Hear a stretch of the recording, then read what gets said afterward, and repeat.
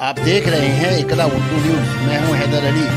शहर कोलकाता की मुतहर्रिक मिल्ली व समाजी कारकुन मोहतरमा सूफिया खान, जो कलकत्ता के मुख्तलिफ अदारों से जुड़ी रहने के बावजूद CAA NRC मुखालिफ पाक सर्कस शाहीन बाग की तहरीक के साथ कोरोना के सबब लॉकडाउन से लेकर अम्फान तूफान तक मुतासरीन लोगों की इमदाद के लिए सामने आती रही हैं। गांव से शहर तक काम करती नजर आईं। आज इकरा उर्दू न्यूज़ के नुमाइंदों के साथ मुल्क की बिगड़ती सूरत हाल और बीजेपी तानाशाही मरकजी हुकूमत के अवाम मुखालिफ पॉलिसी के खिलाफ तबादला ख्याल की। हैदर अली कैमरामैन परवेज़ आलम के साथ। कोरोना वायरस से जो हम सब 6 महीने से पीड़ित हैं, 6 महीने से जो आर्थिक स्थिति से जितने भी लोग हैं वो देश में बिल्कुल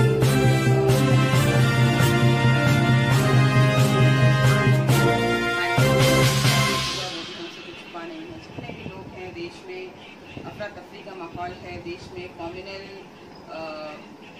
चीज़ों को लेकर जो चीज़ें हुई हैं 6 महीनों में, बहुत ज़्यादा शर्मनाक बात है ये कि आज देश में हर हिंदुस्तानी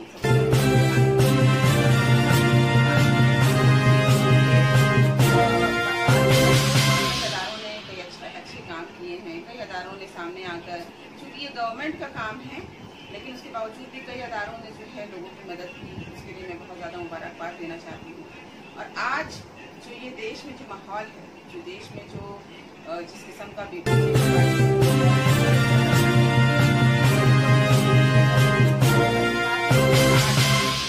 जय जवान जय किसान, जो हमारे किसान भाई हैं, जो हमारे किसान जो देश के नींव हैं, जो देश को अन्न देते हैं, अनाज देते हैं, आज वो किसान, अफसोस की बात है कि वो आज सड़कों पर हैं। सिर्फ सड़कों पर नहीं है, अलबत्ता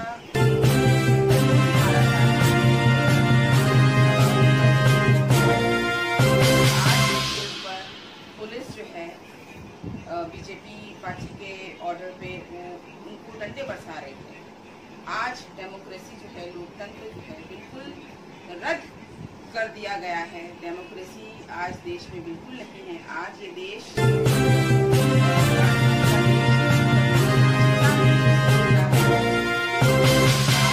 अपनी मनमानी जुमलों की सरकार जो है, हिटलर की तानाशाही की जो सरकार है, अपनी मनमानी कर रही है। बस इतना ही मैं कहना चाहूँगी कि आज देश में एक बदलाव की ज़रूरत है, आज देश में रेवोल्यूशन की ज़रूरत है और हम सब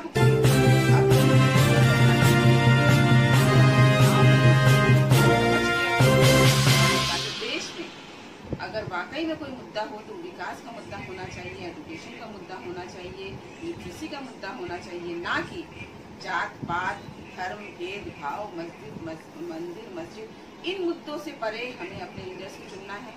सामने आने वाला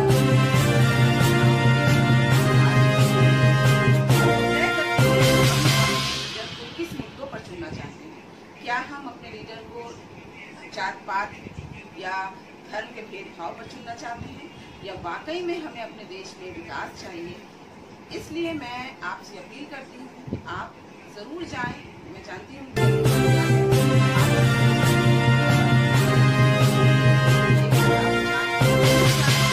वोटिंग करें और बटन वही दबाएं जिस बटन को दबाने से हमारा देश जो है उन्नति करेगा, हमारा देश विकास की ओर जाएगा। दूसरी बात मोहतरमा, ये जो NRC CAA और NPR के खिलाफ दिल्ली में जो पुरअमन एहतजाजी मुजाहरा हुआ था, इस मुजाहरे में जितने भी दानिशमंद हिस्सा लिया था उन लोगों को बीजेपी सरकार, यानी ये कह लीजिए कि दिल्ली की पुलिस, उनको जो है फिरका परस्ती फैलाने, फसाद करवाने के जुर्म में वो चार्जशीट देकर उन्हें बंद करना चाह रही है। तो इस मामले में क्या कहना चाहेंगे आप? देखिए, मैं छोटा सा एग्जाम्पल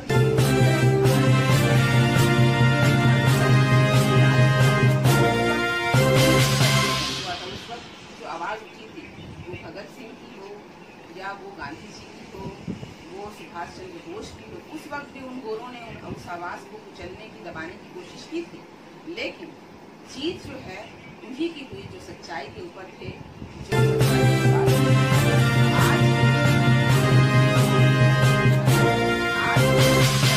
आवाज़ उठाते हैं। आज जो बीजेपी पार्टी को समर्थन नहीं करते हैं, जो बीजेपी पार्टी के खिलाफ बोलते हैं, उनकी आवाज़ को दबाने की पूरी कोशिश की जाती है, जैसा कि हमने दिल्ली मामलों में देखा, हमने एनआरसी और सीए के केस में देखा।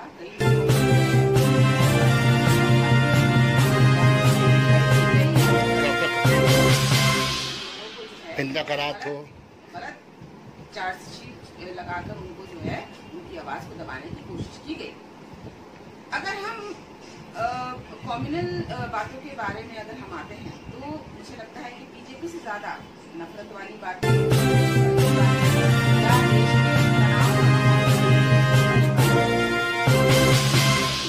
अनुराग ठाकुर हों, कपिल मिश्रा हों, अगर इनकी बातों को हम अगर आप जितने भी हमारे व्यूअर्स हैं आप देख सकते हैं, उनके पुराने क्लिप्स को खोलकर आप देख सकते हैं कि उन्होंने किस तरह से कई ऐसी बातें कही हैं जिनको फॉलो करके कई लोगों ने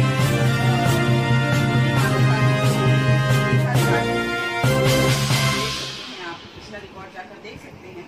तो इन सारे लोगों को कोई भी चार्जशीट इनके खिलाफ नहीं हुआ। इससे बिल्कुल साफ जाहिर होती है कि यहाँ पर सिर्फ उन्हीं के ऊपर चार्जशीट लगाई गई है जो बीजेपी के खिलाफ बोलेगा।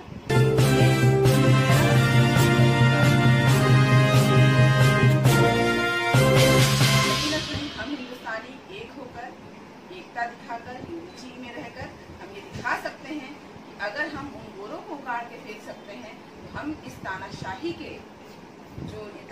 का जो कानून है, तानाशाही का जो सत्ता है, इसको भी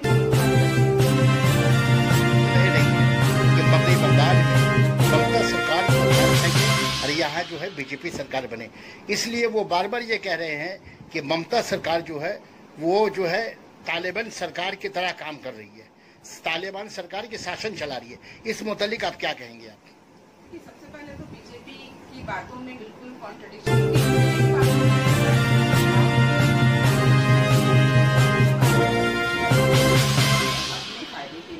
जैसे कि मैं एग्जांपल देना चाहूंगी कि कुछ महीनों पहले बीजेपी ने ये फैलाया था कि बंगाल में सबसे ज्यादा कोरोना है और दीदी जो है आंकड़ों को छुपा रही हैं। और अभी 2 हफ्ते पहले दिलीप घोष ने अपनी स्पीच में कहा कि बंगाल से कोरोना हो गया है।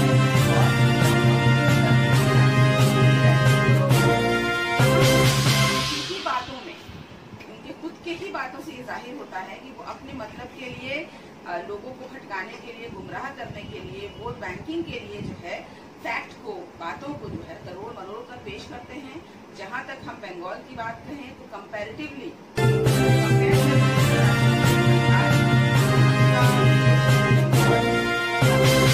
काम किया है, वो कन्याश्री हो या एजुकेशन के क्षेत्र में हो या जिस भी क्षेत्र में हो, हम देख सकते हैं शहर जो है वो काफी हद तक साफ हुआ है। कंपेयर अगर हम करें पहले से, अगर हम कंपेयर करें तो 10 सालों में काफी काम हुआ है, दिल्ली ने काफी काम किया है। और ये जो